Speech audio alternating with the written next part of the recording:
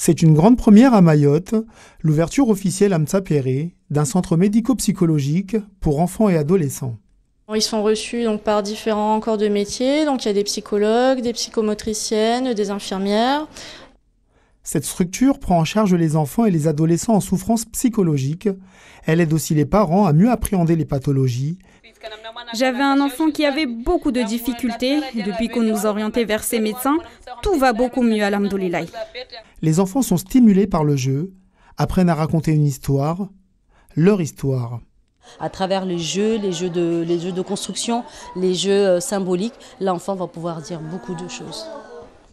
Selon une étude de l'INSEE datant de 2019, 20% de la population de Mayotte est concernée par un syndrome dépressif, 2 fois plus que dans l'Hexagone. Il y a les psychologues qui m'aidaient pour pallier mon passé parce que ça dure. Quand je suis là, je suis très libre, je parle, tout ce qui est difficile pour moi. L'Hippocampe est le territoire le plus touché en Outre-mer après la Guyane. On a en plus ici toutes les pathologies autour du traumatisme psychique, ce qu'on appelle le psychotraumatisme, c'est-à-dire toutes les situations traumatiques liées à la violence, l'exil, les pertes, etc.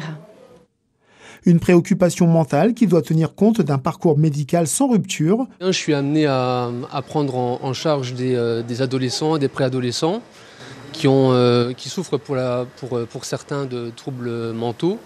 Et jusque maintenant, c'est vrai qu'on se retrouvait un petit peu démunis. En 2023, 650 enfants âgés de 0 à 18 ans ont été suivis psychologiquement sur l'île. 3 centres médico-psychologiques pour enfants et adolescents sont attendus dans le nord, dans le sud et sur Petite Terre, au plus tard, à l'horizon fin 2024.